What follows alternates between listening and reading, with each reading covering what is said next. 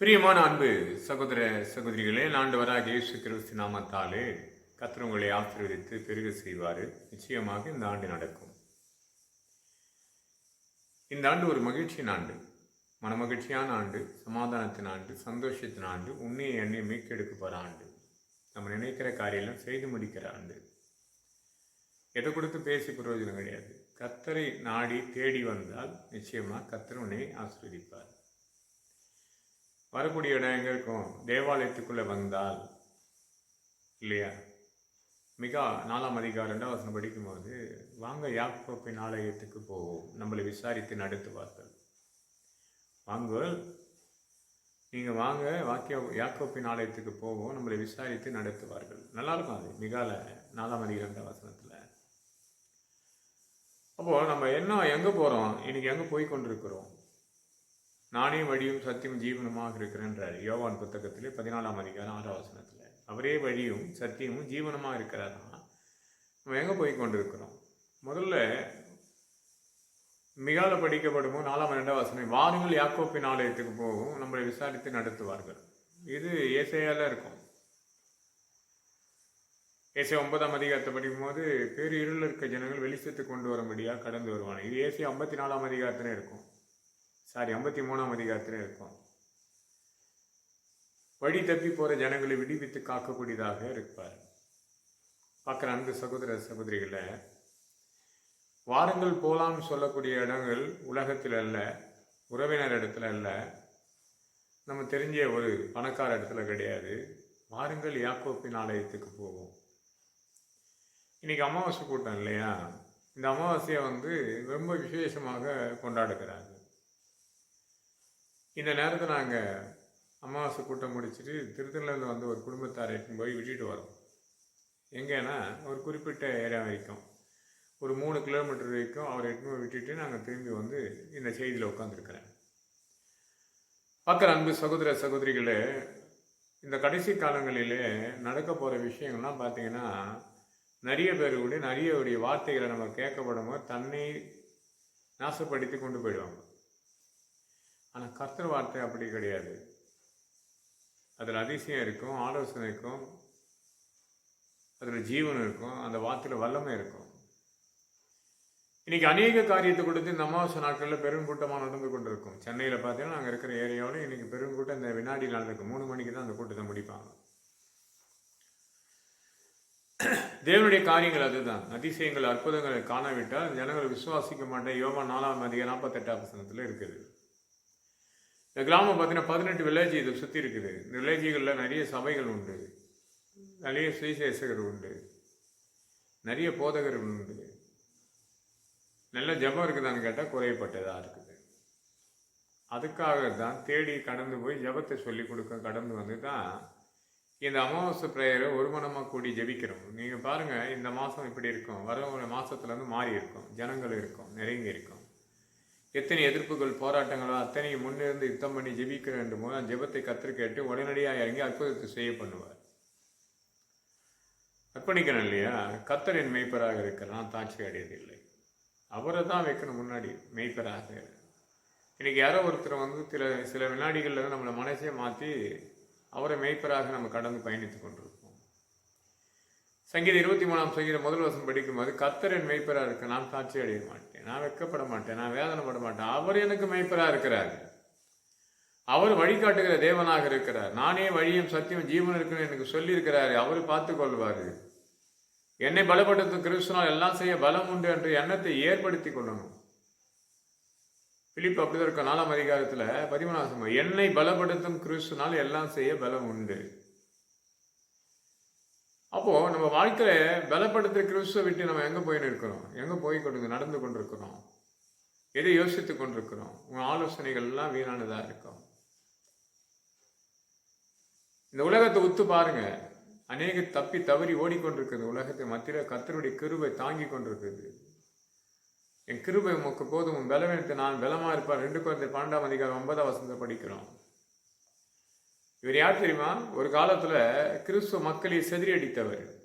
அப்போஸ்தலர் புத்தகத்தில் 8ஆம் அதிகாரம் 3ஆம் வசனம் படிக்கும்போது, கிறிஸ்துவனுடைய அநேக வாலிபர்கள் வாலிபசரை வீடு புகுந்து நாசப்படுத்தினவர். ஒரு மனத்தின் ஜெபங்கள் கேட்கப்பட்டு தேவனை இறங்கி வானத்திலிருந்து அக்னி இறங்கப்பட்டு அப்போஸ்தலர் புத்தகம் 9ஆம் அதிகாரம் 4ஆம் வசனம் படிக்கும். வானத்தின் அக்னி இறங்கி கண்ணை பறித்து விட்டு போனவருக்கு தான் கர்த்தர் சொல்றாரு, என் கிருபை உமக்கு போதும், உன் பலவீனத்தை நான் பலமா இருப்பேன். அது போதுன்றார் அவர் பவுல். சவுலா இருக்கும்போது தேவனுக்கு பிரியமா இருந்தார். பவுலாக மாறப்படும் மாற்றம் அடைகிறாரு. ஆண்டவர் ஆசீர்வதித்து உயர்த்துற அத்தனை காரியம் அதிசயங்களை காணும்படி கர்த்தர் செய்கிறார். பார்க்குற மகனை இருக்கலாம், தாயாராக இருக்கலாம், தகப்பனாக இருக்கலாம். கொஞ்சம் யோசிச்சு பாருங்க. நம்மளை வழிநடத்துகிற தேவன் நல்லவராக இருக்கிறார், வல்லவராக இருக்கிறாரு. உன்னை நீ அர்ப்பணித்துப்பாரு. உன் தேவனுடைய ராஜ்யத்தை, அதை நீதியை பாரு, வேதத்தை படிச்சு பாரு, அதன்படி நடந்து பாரு, அதன்படி பழகி பாரு. உன்னை அதிசயங்களை காணும்படி படுவார். ஒரு அடிப்பட்டு பாதிக்கப்பட்டு காயப்பட்ட பிற்பாடு மனம் திரும்புவது வேணும் இல்லை. 38 வருஷமா ஒருத்தன் விழுந்து கடந்தான். அவனை கடந்து போய் கேட்கிறாரு, சுகமாக விரும்புறியான்னு தான் கேட்கிறாரு. அவன் கேட்டானே கிடையாது. எழுந்துக்க முடியாது விழுந்து கடவுங்களை தூக்கி எடுக்கிறது தான் கர்த்தர். அநேகர் வரார்கள், அநேகம் தண்ணீரை முழுகும் போது அவன் சுகமாய் கடந்து போறாங்க. நான் விழுந்து கிடக்கிறேன், நீ சுகமாக விரும்புறியான்னு தான் கேட்கிறேன். பார்க்கிறேன், அன்பு சகோதரியாக சகோதரனாக இருக்கலாம். நீ சுகமாக விரும்புறியா? உன் மனநோய்கள் நீங்கி போகும்படி. ஆதியாக புத்தகத்தில் இருக்கு இல்லையா, மனநோய் நீங்கி போன இல்லையா. ஈசாக்கு மனைவிக்கு மனநோய் ஏற்பட்டது பிள்ளைகளால. உங்களுக்கும் மனநோய் தானே, பல பிரச்சனைகளை மாட்டி சிக்கி கொண்டிருக்கிற அந்த மனநோயை நீக்கப்பட கடவுளில் தான் கடந்து வரணும். ஈசாக்கு விதை விதைத்தான், 100 மடங்கு எடுக்கப்பட்ட வாழ்க்கையில் பிள்ளைகளால் ஒரு பாதிப்பு ஏற்படுகிறது இல்லையா. 100 மடங்கு பெற்றுவன். ஆதியாக 26ஆம் அதிகாரத்தை 12ஆம் வசனம் படிக்கும் போது அவன் அந்த இடத்துல விதை விதைத்தான், 100 மடங்கு எடுத்தப்பட்டான். அநேகி போராமை கொண்டு தேசத்தை விட்டு மறு தேசத்துக்கு கடந்து போனாலும் அங்கே போய் அவன் ஒரு பள்ளத்தை நோட்டுறான். நீரோட்டம் புறப்பட்டு வருகிறது. அடைக்கப்பட்ட அடைப்புகள் நீக்கப்பட்டு ஆசீர்வாதம் பொங்கி ஊடுத்தது இல்லையா. ஆனால் தாகத்தை தீர்க்கிறார் கர்த்தர், நம்ம கூட இருப்பார் இல்லையா. அப்போ ஆண்டவருக்கு நம்ம அர்ப்பணிக்கணுமே. பார்க்குற அன்பு சகோதர சகோதரி, நீ அமாவாசை ஜபத்துக்கு கூட போயிருக்கலாம். இந்த கால வேலை நீ பார்க்கப்படும் போது நீங்கள் நினைக்கலாம், இன்னைக்கு நம்ம தொடர்ந்து ஒரு கூட்டம் நடத்தி கொண்டிருக்கிறோமே, அது நான் ஏதோ கொடுத்து கவலைப்பட கிடையாது. இன்னைக்கு பார்த்து நடத்துகிற கூட்டங்கள் நிறைய பேர் பணிக்கு சொல்லலாம். காலை விடியப்படும் போது பணி அதிகமாக இருக்குது, கிராமம் இல்லையா. ஆனாலும் நமக்கு தேவைக்காக நம்ம ஓடியாடுறோம் இல்லையா. அப்படி தாங்க இயேசு கிறிஸ்துவனுடைய நாம மகிமைப்படுத்த தேவைக்காக ஓடியாந்தாங்க. 4 கிலோமீட்டருக்கு அண்ணாண்ட இருக்கிறவங்க, 40 வீட்டுக்கு அண்ணாண்ட இருக்கிறவங்க வரல. பயம் என்ன ஆகுமோ. யோபு புத்தகத்தில் 3ஆம் 25 வசனம், பயந்த காரியம் உனக்கு நேரிடும். பயப்படக்கூடாது. நாவலில் திறந்து சுத்தம் மட்டும் கூப்பிட்டு பாரு, வாயை விரிவாக திறந்து பாரு. சங்கீத புத்தகம் 81ஆம் சங்கீத 10ஆம் வசனம் படி, 85ஆம் சங்கீதத்தில் 10ஆம் வசனத்தை படிச்சு பாரு. நானே வழியும் சத்தியம் ஜீவனமா இருப்பேன், அவரே எல்லாமே. சத்தியத்தை அறிந்த தேவன். ஒரு கிருபையும் சத்தியம் நம்மளை சூழ்ந்து கொண்டிருக்குது நினைக்கணும். அதுக்கு வாயை திறக்கணும் இல்லையா. விரிவாக சத்தமிட்டு சோத்திர பலிகளை செலுத்த செலுத்த செலுத்த சாலமோனுக்கு கொடுத்த ஆசீர்வாதத்தை உனக்கும் கர்த்தர் கொடுப்பார். உன் சோத்திர பலியில் தானே வெற்றி பெற்றான். சோத்திர பலி தான் அதிசயங்களை காணும்படி செய்தார். சோத்திர பலி தானே நாணமாக கொடுத்தாரு. சோத்திர பலி தானே ஐஸ்வர்யத்தை மகிமை ஜீவனை கொடுத்து கர்த்தர் காத்தாரு. அந்த சோத்திர பலிகளை நீ செலுத்திருக்கிறியான்னு கேட்டால் கிடையாது. பார்க்குற அன்பு சகோதர சகோதரிகளை, வேதத்தை ரொம்ப பாருங்க. இசைகள் புத்தகத்தை படிச்சு பாருங்க. 34ஆம் அதிகாரம் 19, என் ஆடுகளை நான் விசாரித்து பார்ப்பேன்றாரு. அவர் ஆடுகள் இல்லையா. நம்மளை விசாரித்து தேவன் பார்த்து கொண்டிருக்கிறார். நீ எந்த விசாரணைக்கு தன்னை அர்ப்பணித்து ஒப்பு கொடுக்கிற? தேவனுடைய ஆலோசனைக்கா, மனுஷனுடைய ஆலோசனைக்கான்னு கொஞ்சம் யோசித்து பாருங்க. மனிதன் இந்த காரியத்தை நீங்க செய்து வந்தீங்கன்னா உங்களுக்கு ஒரு அதிசயம் நடக்கும். இல்லைங்க, முதல்ல வேதத்தை படிங்க. வேதத்தை படிச்சு பாருங்க. நீதிமொழி புத்தகத்தை படிச்சு பாருங்க. பிரசங்கி புத்தகத்தை படிச்சு பாருங்க. உன்னத பாட்டு புத்தகத்தை படிச்சு பாருங்க. ஏசையா புத்தகத்தை படிச்சு பாருங்க. எரேமியா புத்தகத்தை பாருங்க. புலம்பல் புத்தகத்தை படிச்சு பாருங்க. எசைகள் புத்தகத்தை படிச்சு பாருங்க. நிறைய வசனம் சொல்லிக்கினே போகலாம். படிக்க படிக்க வாழ்க்கையை கர்த்தர் மாத்துவார். இந்த வருஷமாக தானே கொடுத்தாரு. மத்திய 6ஆம் அதிகாரத்தில் 33ஆம் வசனம், தேவனுடைய ராஜ்யத்தை அதை நீதி தேடுங்க, அதுக்கப்புறம் இவைகளை கொடுக்கப்படும். ஒரு வாரம் காலம் 1.5 வருஷமா தேடி இதை அலைந்து 2018 பலர் எதிர்பார்த்து கொண்டிருந்த காலம்லாம் மறைஞ்சி ஒரு வினாடியில் கர்த்தர் இடத்துல உட்காந்தோம். ஒரு மனமாக கூடி ஜெபிக்கிறோம். ஜெபத்தை பற்றி ஆரம்பிக்கிறோம். கர்த்தரை செய்து முடிச்சு இப்போ உட்காந்து உங்களுக்கு நான் சாட்சியை பகிர்ந்து கொள்கிறேன். எவ்வளோ வினாடி தெரியுங்களா? அப்போவும் நெருக்கடி, நிறைய விசுவாசிங்க வராது, அப்படியே தூரமாக நிற்கிறாங்க. ஆலயத்தை தேவன் கட்ட ஆரம்பிச்சாருன்னா அது யார் வராங்கலாம் பார்க்க மாட்டார். கர்த்தர் செய்வதை செய்து முடிப்பார். அவர் செய்ய நினைப்பது ஒரு நாளும் தடைபடாது. நான் அதை அறிந்திருக்கிறேன். யோபு புத்தகத்து 42 வசனம் படிச்சு பாருங்க. அவர் செய்ய நினைப்பது ஒரு நாளும் தடைபடாது, அதை நான் அறிந்திருக்கிறேன். அப்ப இல்லையா?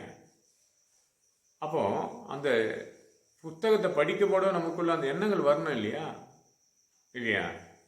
அந்த புத்தகத்தை வசனம் படிக்கணும். யோபு புத்தகத்தில் 42 வசனம், தேவரே சகலத்தை செய்ய வல்லவர், நீ செய்ய நினைப்பது ஒரு நாளும் தடைபடாது என்று அறிந்திருக்கிறேன்.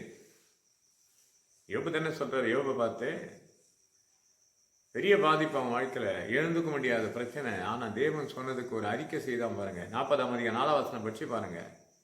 2 முறை உனக்கு விரோதமா நான் பேசினேன் ஆண்டவரே, என்னை இனிமே என் வாயை பொத்திக் கொள்ளையான்னு சொன்னபடி தான் சொல்ற. நான் செய்ய நினைப்பது ஒரு நாளும் தடைபடாது. போனது ஒரு பகுதி, வந்தது 2 பகுதி ஆசீர்வாதம். இரட்டிப்பான ஆசீர்வாதத்தை கற்றுக் கொடுத்தார். ஜபத்திலேயே உன் சிநேகனுக்காக ஜெபம் பண்ணுவா. 42:10 பட்சமானா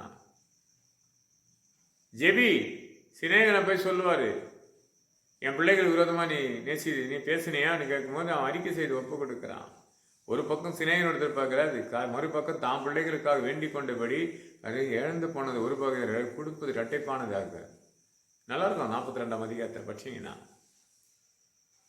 யோபு புத்தகத்து 42 முழுசா படிச்சு பாருங்க. இரட்டிப்பு பெற்றுக்கொள்ளுது முன்னிலைமை காட்டும் பின்னாலுமே ஆசீர்வதிக்கப்பட்டு பெருகு செய்தார் கர்த்தர். உன் வாழ்க்கை இந்த ஆண்டு ஒரு மகிழ்ச்சியின் ஆண்டா இருக்கும். நான் பிரசங்கிக்கிற என்னையும் தேவன் உயர்த்துவார். யாரெல்லாம் அவங்க யோசித்தாங்களோ அந்த சிந்தனை தகர்த்து போட்டுருணும் இல்லையா? அநேகர் யோசிப்பாங்க. என் சமயத்தில் சென்னையிலேருந்து ஒரு மெசேஜ் வருது எனக்கு. என்ன ஐயா வருது இல்லைன்னு பேச ஆரம்பிச்சுக்கிறாங்க இன்னொரு போதகர்கிட்ட. தெரியலப்பா, அவர் எங்கேயுமே வரதில்லை, இப்போலாம் அவர் சர்ச்சையே இருந்துடுறாரு அப்படின்னு அவர் சொல்லிக்கிறார். அவர் எங்கே போகிறார், எங்கே சுற்றினாலும் இங்கே தானே வரப்போறாருன்னு அவர் சொல்லிக்கிறார். அதுக்கு அவர் சொன்னாராம், நீ வருவியா அவர் வருவாரா தெரில எனக்குன்னாராம். நீ வருவியா அவர் வருவாரா எனக்கு தெரில. ஏங்க அப்படி சொல்கிறேன்னா, அவர் முதல்ல என்கிட்டே வர்றது கிடையாது, என்கிட்ட பேசுறது கிடையாது. அவர் எப்போவுமே பிரேயர் வேதத்தை படித்து கொண்டிருக்கிறாரு, பிரேயர் பண்ணுறாரு. நான் அப்போ ஃபோன் பண்ணுறேன், எனக்கு பதில் கொடுக்குறாரு. அவரால் தான் இன்றைக்கி அநேக காரியத்தை நான் கற்றுக்கொள்வேனே தவிர, நீங்கள் சொல்கிற மாதிரி நீங்கள் பரிகாசத்தோடு சொல்கிறீங்களா இல்லை உண்மையாக அதுதான் சொல்கிறீங்க எனக்கு தெரியாது, அப்படி சொல்லாதீங்க. அவரால் தான் உங்களை எனக்கு தெரியும்னு இவர் சொல்லிக்கிறார். ஏன்னா நான் மனுஷன் ஒரு பெருமையின் ஆவி இல்லை, அவர் அப்படி சொல்லியிருக்காரு. அதுக்கு தான் அவர் சொன்னாராம், இன்றைக்கி ஒரு நிலைமையில் உங்கள் பிள்ளைங்க இருக்கிறாங்கன்னு சொன்னால் அவர் எனக்கு உங்கள் பிள்ளைகள் அறிமுகப்படுத்தி இன்றைக்கி உங்கள் பிள்ளைகள் நல்ல ஒரு வேலைக்கு போகிற காரணமே அவர் என்கிட்ட சொல்லி ஜெபித்து சொன்னது, உதவி செய்யுங்க கர்த்தர் உங்களை ஆசீர்வதிப்பார். ஏசாயா 1:17 அவர் சொன்னது இன்றைக்கி ஞாபகம் இருக்குது எனக்கு. அதோட ஒரு பேச்சே குறைஞ்சி போச்சு. ஐயா நான் ஒரு கிண்டலாக தான் சொன்னேன், அதுவே பேசக்கூடாது. இன்றைக்கி மனிதனுடைய மனநிலைமைகள் அப்படி ஆக்கி வச்சு ஊழியக்காரர் கொடுத்து இப்படி பேசிட்டுமேனு அவர் வினாடியில் பார்த்தோன்னா கர்த்தர் பதிலடியே கொடுப்பார். இன்றைக்கி ஒருத்தரை பற்றி நம்ம பேசிடுவோம் அநேக காரியத்தை. கர்த்தர் நமக்கு எதிர்பார்த்து தெரிவிக்கும் போது மற்றவங்க நம்மளை பாதிக்கவோடு பேசப்படும் போது தான், அந்த மனநிலைமை உனக்கு மாறப்படும் போது தான் உன்னை உணர்த்தபடி தான் அதை கர்த்தர் செய்வார், பழிவாங்க செய்ய மாட்டார். அதுதான் சொன்னார், நானே வழியும் சத்தியம் ஜீவனமாக இருக்கிறேன்னு எனக்கு சொன்னது தான் உனக்கு சொல்கிறேன். உனக்கு வழியும் சத்தியம் ஜீவனமாக இருக்கன்னு ஆசைப்படுகிறியா, கர்த்தரிடத்தில் முழு மனதோடு திரும்பு. இந்த ஆலயத்தை சிம்பிளாக இன்னைக்கு எழுப்பி வச்சிருக்கிறோம். ஆனால் சொல்வது ஈஸியாக சொல்லிட்டேன். நான் எத்தனை ஆண்டுகள் 2018 ஆண்டுலேருந்து அதிகமாக, ரெண்டாவது ஒரு 2023 ஏற்பட்ட விளைவுனா அதை பற்றி பேசாதே இருந்தேன். 2024, 25 அதிகம் போராடி கொண்டே இருந்தேன். கடைசியாக கற்றுட்டு சொல்லுங்க, உன் கையில் இருப்பது போது 2 மீன் 5 அப்பத்து 5000 போதித்தது போல 2 மீன் 5 அப்பத்தை போல ஒரு சிறிய காணிக்கை எடுத்தான் பெரிய காரியத்தை செய்தோம். அந்த பணம் எப்படி வந்தது, எப்படிப்பட்ட கஷ்டத்துலேருந்து, எதுக்காக அது சேமித்து வச்ச பணம்னு கடவுளுக்கு தெரியும். என் ஆண்டவராக இயேசு கிறிஸ்துக்கு தெரியும் அந்த சேமித்து வச்ச பணம். இதுக்காக இந்த கடத்தப்பட்டு இதை வச்சிருக்க இந்த காரியத்தை முடிக்கலாம்னு சொல்லி அதை பற்றி கவலைப்படல. முதல் என்னுடைய ராஜ்யத்தை அதை நீதியை தேடுவோம், முதல்ல தேவாலயத்தை கட்டி முடிப்போமே, மற்றது என் குடும்பத்தை, என்னுடைய வாழ்க்கையின் வாழ்வாதாரத்தை, என் ஊழியத்தை மேன்மைப்படுத்துவார் என்று எனக்கு நம்பிக்கை உண்டு. உனக்கு நம்பிக்கை இருக்குதா? உன் மேலே தேவ மேல் நம்பிக்கை இருந்தால் அறிக்கை செய்து விட்டுப்பார், ஒரு அதிசயங்களை காணும் பண்ணி செய்வார். கர்த்தரது வார்த்தையின்படி உன் குடும்பத்தை நடத்தணும்னு சொன்னால் முதல்ல வேத புத்தகத்தை படிங்க. மிகால சொன்னாங்க 4-2 படி, வாருங்கள் போலான்ற எண்ணத்தை கொண்டு வாருங்க, விசுவாசத்தை கொண்டு வாருங்க. மரித்த லாசர் உயிரோட எழுப்பினது போல இழந்து போனதில் திருப்பி கர்த்தர் உன்னை ரட்சிப்பு இரட்டிப்பான நன்மை கொடுத்து ஆசீர்வதித்து யோபை உயர்த்தினது போல உன்னையும் கர்த்தரை வைத்துவார் இல்லையா? இந்த நள்ளிரவில் இன்னைக்கு இந்த பிரசங்கத்தை உனக்கு அனுப்புறேன்னு சொன்னா, இந்த நேரம் கூட கர்த்தர் மெசேஜ் எடுத்துட்டு படுன்றாரு. காலையிலேருந்து தொடர்ந்து வேலை செஞ்சுதான் கொண்டு இருக்கிறோம். அவருடைய வேலையை நான் செய்து கொண்டே தான் இருக்கிறேன். இந்த ஆலயத்தை நீ சுத்திகரித்து இது ஒழுங்கு பண்ணி இது பெரிய ஒரு ஆலயமாக திருப்பி ஒரு மகிழ்ச்சி ஒரு காரியத்தை கண்டு அறிய வைக்க என்ன பண்ணணும்? தொடர்ந்து பயணித்து கொண்டே இருப்பேன். பார்க்குற அன்பு சகோதர சகோதரிகளே, விசுவாசத்தோடு பார்க்குற அன்பு மகளே, அன்பு மகனே, நம்பிக்கையுள்ள சிறன் அருணக்கத்திற்கு இரட்டிப்பான நன்மைகள் தருவேன் என்று கர்த்தர் உனக்கு இரட்டிப்பான நன்மை கொடுத்திருந்தால் என்னுடைய மகிழ்ச்சி ஜபை விட்டு ஆலயத்துக்கு கட்டக்கூடிய தேவைகள் இன்னும் எழுப்புதல் உண்டாச்சு, தளம் போட்டு முடிச்சாச்சு, இனியும் மேலே கட்டணும் இல்லையா? பெரிய ஒரு லைட்டு போட்டாகணும், பெல்லை போட்டாகணும், அனுதினம் 6 மணி ஆனால் பாட்டு போட்டாகணும். கர்த்தரை நாம் மகிமைப்படுத்த கர்த்தருடைய வசனம் புறப்பட்டு கொண்டே இருக்கணும்.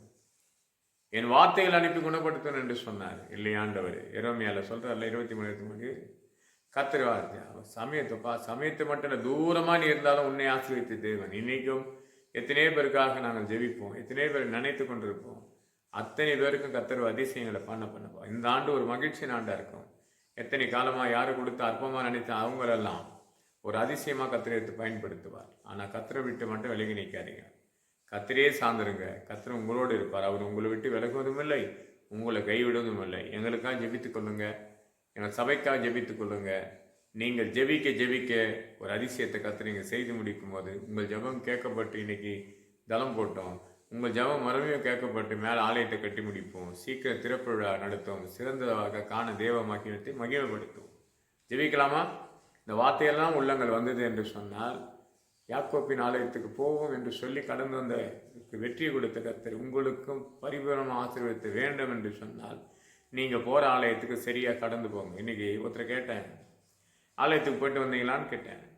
ஐயா இன்றைக்கி போன நல்லா இருந்தது செய்தினார். ரொம்ப சந்தோஷப்பட்டேன். இனிமேல் வாழ்க்கையில் எனக்கு கொடுத்த சந்தோஷத்தை காட்டி அவருக்கு கொடுக்க போகிற சந்தோஷம் பெருசாக இருக்கும். இன்னொருத்தருக்கு நான் சரியாக 12 மணிக்கு நான் ஜெயிக்கலாம்னு நினச்சேன். அமாவாசை ப்ரேயர் முடிஞ்சிருந்தேன். அவர் எனக்கு 10:40 அவர் கான்ட்ராக்டில் வராரு.